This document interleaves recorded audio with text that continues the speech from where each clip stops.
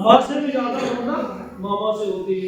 इसलिए माँ और मामा दोनों से मिलकर के छीलक लेते समय विवाह की अनुमति मांगी जाती है। सिर पर बिठा कर लेते ना, पत्थर पर बिठा करके, पत्थर पर बिठा करके क्यों लेते हैं छीलक?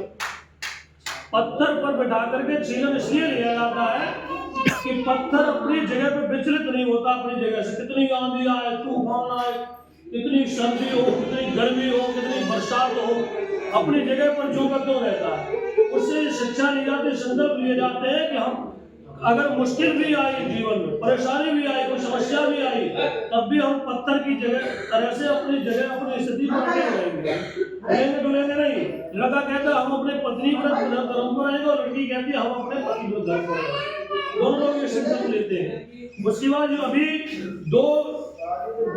दोने का जल इकट्ठा करवाया, अलग अलग करवाया, इकट्ठा फिर अलग 3 बार करवाया, दोनों लोगों की रक्षा भी कर रहे, ये भी कर रहे दोनों लोग। इससे शिक्षा ली जाती है। पहले 2 कुएं का जल आता था, अब तो व्यवस्था खत्म हो गई कुएं की।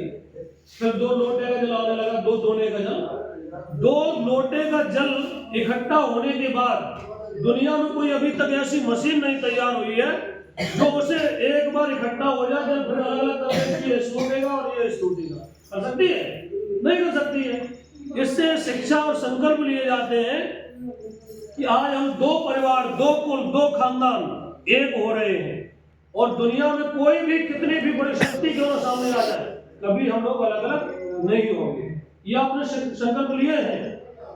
ये अभी जो अपने अर्घ दिया है, अर्घ देते हुए उसके बाद हाथ पीले कराए गए। हाथ पीले ही क्यों कराए जाते हैं? सोचिए, हाथ लाल करवा दिए जाना, सफेद करवा दिया, किसी और रंग के करवा दिए जाना, हल्दी ही क्यों लगाई जाती है? कोई और चीज लगा दी जाए। जब तक इन चीजों की जानकारी है तब तक अधूरा है, समझ लीजिए आप। हम विश्वास कर रहे थे।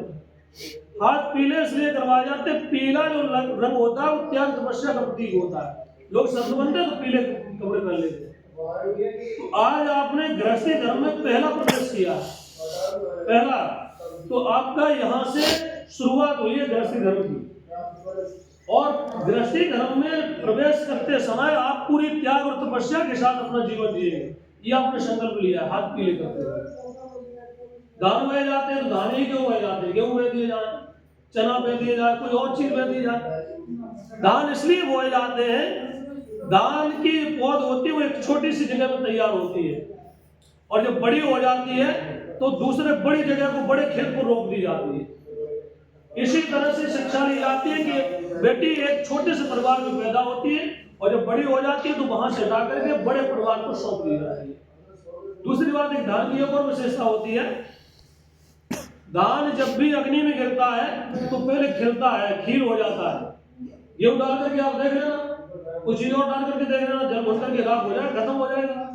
तो ये शिक्षा ली जाती है दान से कि अगर हमारे जीवन में कठिनाई भी आए, कोई मुश्किल भी आए, कोई परेशानी भी आए, तब भी हम हंसते रहेंगे, खिलते रहेंगे, मुस्कुराते रहेंगे, कभी निराश, हताश, दुखी अपने आप को महसूस नहीं करेंगे। ये दान से शिक्षा ली जाती है। सिंदूर लगाया जाता है मांग में, तो सिंदूर ही क्यों लगाया जाता है? कोई और चीज लगा दिया, लाल रंग लगा दिया, कोई और चीज लगा दी जाए। सिंदूर इसलिए लगाया जाता है, सिंदूर में एक धातु मिली हुई होती है। आप सब लोग जो विज्ञान के लोग हैं वो जानते हैं, फिजिक्स में आता है, एक धातु होती है पारा जिसे कहते हैं।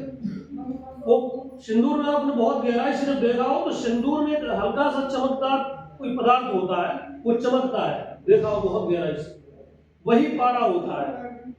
और जो सिंदूर लगाते हैं हम लोग, अब तो फैशन है, मॉडल जमाना हो गया, अब तो लड़कियां मां बहने इधर कोई मांग फाड़ती, कोई इधर फाड़ती है मांग, जबकि मांग सीधी बीचों बीच होनी चाहिए।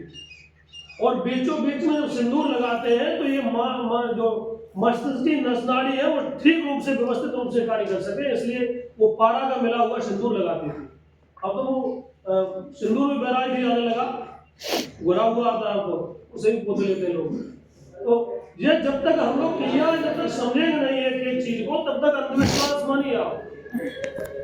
और कोई अगर चीज समझ में नहीं आया, आपके बीच में ब्याह पढ़ने के लिए आए, शादी पढ़ने के लिए आए, शादी से संबंधित अगर कोई चीज नहीं आती है समझ में, तो आप लोग प्रश्न कर सकते हैं, पूछ सकते हैं ये क्रिया की जाती है, किस लिए की जाती है, इस क्रिया का क्या उद्देश्य है। भाई जब तक ये जीवन का, आज एक दिन का रिश्ता नहीं है, जीवन का रिश्ता है। और जब तक आप समझेंगे नहीं, हाँ हो सके इतना विमानता हो समझ